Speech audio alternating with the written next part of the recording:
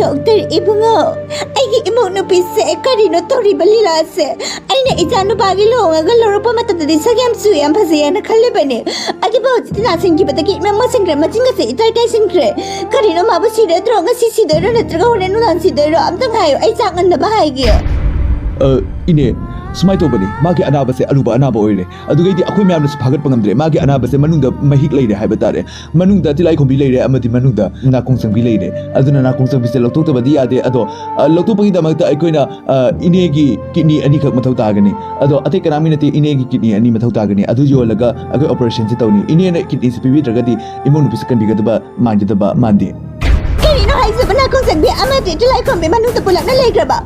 Other than Mamani lovers, when it's so the Mamani like the center of Sugaide, but it's a panu and a labor is a no. I get a matati, I get it, Antona so valuable or a banana. I get people more emosi bataraga. A cigarette labor sini, a cona and Katanga Ibane, and a Sisi Lagara and Sierra. I take it Pibangama now, never. Carino in a hardest book, Carino in a hardest book, Imonu people Citrabo. Imo, Nanatory Carino. I didn't know it's a new Globani and Nancy becomes a Carino. Nana, some the boy started it. No, that's why I'm bucket over again. Nancy and Salavanina, I get about the Sakana and Tomigane. I get about the Tankana and Sakana and Londigane. Imona pay at home is a salon by 3. I talk but I didn't know. Imona Salago, R.I.P. Rest in Paris. Ine emote sidri. Hozipodi yamna chance lady. Ado inena aduna caption bataragadi emote masayam na sontakrani amadi mana taragasu tension yamna henan kibana hoziko sikuta sibasu ye. Aduna ine asumai na kapalaw bato bikano. Adongi isanupa ko biro. Ma ising yamna korang mali. Isanupa ko kutagi ising karata anbiro. Ma, ima worry. Ising karata takjage. Kanao sen oina kankre. I am the worry. Lemba, nang nupisa nang hona na laune. Ay ngam dire ni taba. Lemba, kay sa grage matu na na ba sa tama magamana kana ni yutak pa sa liba. Lemba, ising bitaw ni sibo. Ay di pa masok pangalam zero yan lay napaglakan niya. Ima na hybrid bu Carino ima na hybrid bu. Ay na karigi mangoda ising pitaktoy no. Ha, nupana mapuloy ba na matuda karigi ising pitaktoy no. Mana ni engoda ising pitaktoy ba? Hey. Ising pitak pa ito matuna mabada ising pitak na bane kanana matugi sa batong nage ay tangkay si bay pero ay minggen da pa aninde Tawgano ato ko ba tawgano napi mawain bahay ba se maratap na panbay ni kangit na nang nakarigino ay imaw na pinong sibisita asam na harisibo nang karigino dumay na dharma na taba kalito po ay nanangon na yung pada karikara ba awat pala ito na nang siswa na kang libada ay kan ba na awa ba maoy rin na ay hainin rewang nang kidrabo imaw na pis na hayang hapati ang sisido na kahayang nabudoy kramatunda hayang tamna na di ising pitak tiha na ha asa na ising pitak ayet na ba ay imaw na be nang salabra Sangsahan si Butaro na lang sa labro ko na Butaro na lang sa labro yung nupi. Kasi ka na white gani ka na kunbi gani. Ay mo na biya to mi amle uri to so kain taite. Itano pa. Pojo mo. Masa na ba to? Yung salas eh. Yung sige mau atong di ay lady ngayda. Yung sida kana matun na kami biar.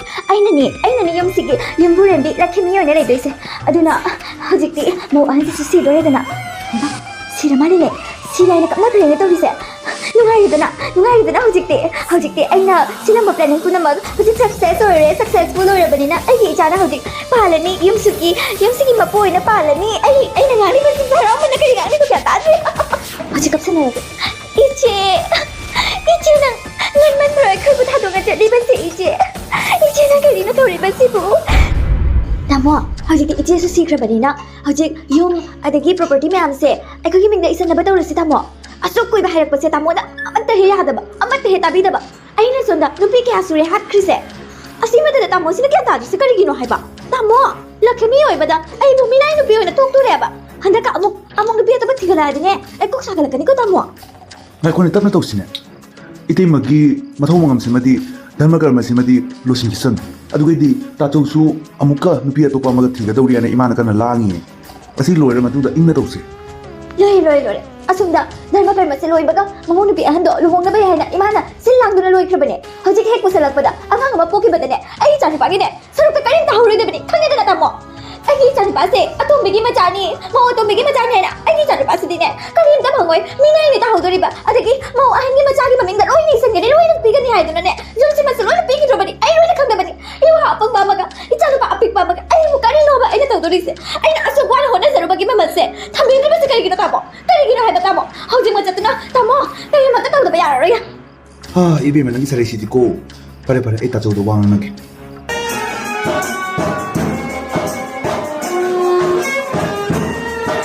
Nasida igi ahan minumidang ni ay bu nervous yam jetle nervous na ba ay ngahak practice tawge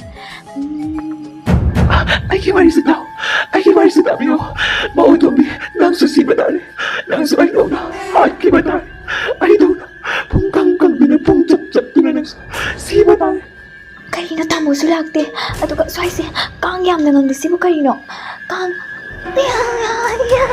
nang disibu karino mi anabay mo kung sumali kang se kang nabi la amari ni ay ngali chikla ka ay bu naragta na dasata ni first night ta ay bukang ay kang na tine ay nagina chema sa pasabili ni ay su nang daw na pasaram ni bani adu mo adu mi kitalok na ay bu nang ka na ni bani adu mo nang ay bukang ka wi ba kari no ay nang ay wase ta chumali ni ko ibema ay budi nang na umapang chumali ni ko ibema adu na nang ibang na hore na ko hojik ay ko ru ra ha karigino ay kinupasina hajik pao bachangal di basibu ay nasunod tuming manaloy he pung nipan tarakpada mit siya tabi nupini ko ise yung dadi ada sigadi punga mata sa labaw first night ni ko tumayate ko ay nalibane tumagita dark circle na siday suruk pudi ay nungalaga pajabay matang ni kanana kangi asin basi so ay hodradi ay ex mayam daw na sisu kay nagradi pajabay matang ni mawalaw din pa mawalaw din tabro ay siwa sumay na lang susining na bro ay nangasay na mo na siwa tara ibe mahal ka nang naipo kang ni lagi mo daw hausik ni kang nalam traba ay nahali ba si napunsi ka sa ewan mo din eh hi ibe ma napira kanano siwa kanano nang mo ay mo nang na napitang hai bagi kani mathaw tay na kung si kari sangdok sa dreso asing na tang ba nabini kang nita na ay bo dark circle later ni na tulaga mang sida miyoy budoy la ene kanino ne mitse nung maitri hey ibe ma nang sili ba na para ni na nagsiro ni nang ay ikan ato isu ay character sina din nang bahaka pa yada ba ni na nang bu takli ba ni ay na kang nita na tamoy sida asaba na ma humzalaga ay bo nang na kang hai ba ay ni kaw ngam la kang nita na siling da ba ni hawgalo ibe ma law gano ibe ma na sort up to na ibe ma kanino ne hospital ke costume ma sa jalaga pazare hay do na ay mandala ni da sibu nangi napuroy bagi hek narano pagi pido hay bidi nangi narano pido aduna ni ne ay bu heart kribase nang bu swar krani ko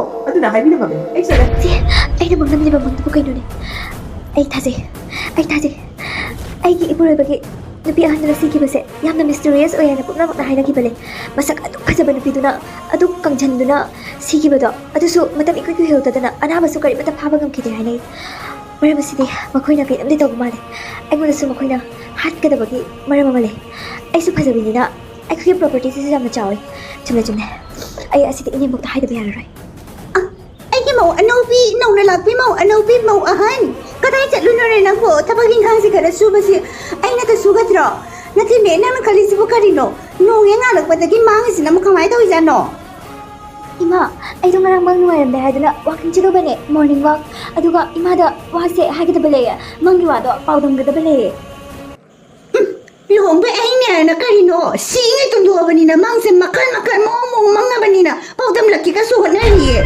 luhong ba ay ngay si tine imaw na piwa mahayaw ge ako yung gini tumakti kiso nang dine singay tunduwa ba nina heto tumay tawre marang ay tumdahay pa kung siya makal tana ba na kung tanga liba adum na magto ay mangi bari sa tao ay ki mang ngasi urami ba ay ko ki inaw na pise rono bala ne ay ko ki iche do hay badi ay ki iwagi amaw ahando mang na hat ki bani hay mang hu bijara ka hat ki bani hay ima ay ngon su hat kani hay na mo ahando na daga ay ki mang da hayam ni bani ima ayam ki zaye kaya kayo na ngangi diba ako rono na ba ꯀꯔꯤꯒꯤꯅꯣ ꯅꯦ ꯅꯪꯅ ꯑꯗꯨꯃꯥꯏꯅ ꯄꯨꯛꯅꯤꯡ ꯋꯥꯈꯜ ꯑꯆꯣꯏꯕ ꯋꯥꯈꯜ ꯂꯧꯈꯠ ꯇꯧꯔꯤꯗꯨꯅ ꯑꯩ ꯋꯥ ꯑꯃ ꯍꯥꯏꯒꯦ ꯍꯦ ꯏꯕꯦꯝꯃ ꯃꯪ ꯍꯥꯏꯕꯁꯤꯗꯤꯅꯦ ꯑꯩꯁꯨ ꯉꯔꯥꯡꯅꯦ ꯄꯦꯔꯤꯁꯇ ꯀꯣꯏꯔꯝꯃꯤ ꯈꯪꯉꯦꯗꯅ ꯑꯗꯨꯒ ꯑꯩꯗꯤ ꯍꯌꯦꯡ ꯑꯃꯨꯛ ꯂꯟꯗꯟꯗ ꯀꯣꯏꯔꯨꯅꯤ ꯃꯪꯗ ꯑꯗ ꯅꯪꯅ ꯉꯥꯡꯉꯤꯕ ꯃꯌꯥꯝ ꯄꯨꯝꯅꯃꯛ ꯆꯨꯝꯃꯦꯅ ꯂꯧꯔꯒ ꯌꯨꯝꯁꯦ ꯆꯨꯒꯥꯏꯕ ꯇꯥꯔꯒꯗꯤ ꯑꯩꯁꯦ ꯀꯣꯛ ꯌꯥꯎꯗꯕꯤ ꯏꯕ꯭ꯔꯦꯡ ꯆꯣꯏꯔꯕꯤ ꯑꯣꯏꯅ ꯇꯥꯔꯒꯗꯤ ꯃꯤꯅ ꯀꯔꯤ ꯉꯥꯡꯅꯅꯤ ꯃꯃꯧ ꯅꯨꯄꯤ ꯑꯇꯣꯝꯕꯤꯗꯣ ꯇꯥꯟꯈ꯭ꯔꯦ ꯃꯅꯦꯝꯕꯣꯛꯇꯨꯅ ꯀꯔꯤꯒꯤ ꯃꯔꯝꯅꯣ ꯍꯪꯕ ꯀꯥꯟꯗ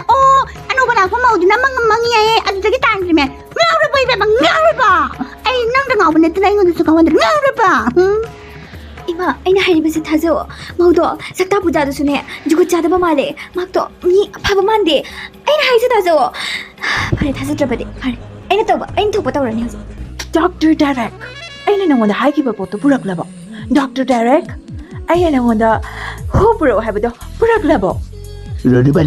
Renubala ai posei singa thibada yamna wai kaigino habadi adudo aswaida phangdabani habadi doctor na sokona habadi atopa doctor na test or pakanda phana dana bagi damakta adu laina chendra ba habadi hu chai bo khangdaba mongda thagada ba hidak makhal amanna aswaida phangdaba oibanira aina khara wabani adu sanga sidi pudra lakle nang kaimta warana sirani sodana handakti mamangi duisi henna phaba hidak ne Phare dudi Dr. Derek. Aina na biba hosi puraga mawanda khadaga adagi pisa me hamdo puraga nangoda ina haizalage khangeda hajik ti pibanga mo hajik solage hajik yana pisa paidri I'm broke Tamo, hajik mo nung tinmanda. Hajik mo mangdi bani. Aina nga sa habado. Amuka hajik inu bido laglaga. Buin no bido laglaga nganda hare. Hajik hupuraga laglaga. Hajik nganda pithalarani tamo. Kay no ina tawdori basibo tamo. Adudi tanyam charena. Hore lakpa matamda magi makutta or magi bekta hu yarokpa yarokta bribe the yengaga khangani. Adudi phaba yam laigani. Inembo ay lae halae kanami tabro yupsipo ay lae ay ba ito hanggang ka dito kaya pero ay na-celebrate po rin kaya pitak na ba ay kasi habidi ako hujik summer matam din no kumang kay ka mayam no ano na ang tanong ay tapoy kami kanino imong nupi celebrate po rin ay pinanatuwa matamda ay di kaugang na nga sa di lady ba ni sabi na masari ba piraw ka tayo piraw ay madatagan ay hanggang sa karapot habang nga rin piraw ne Inemo, asidi inemo na thakpayaroi. Asidi ichegi saruk na purakpane.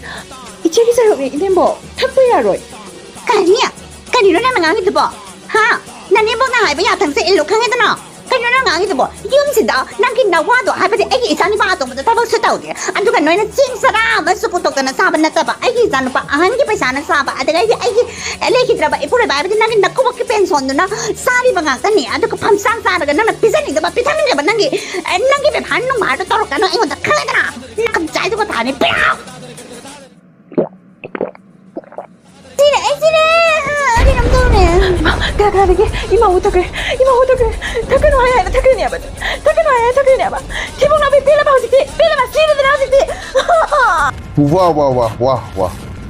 Ima so hatokpa itu an so hatokpa. Nangi lila se mo tombi ngasi di phaba phangedana. Tawro no bala. Wa ma haige.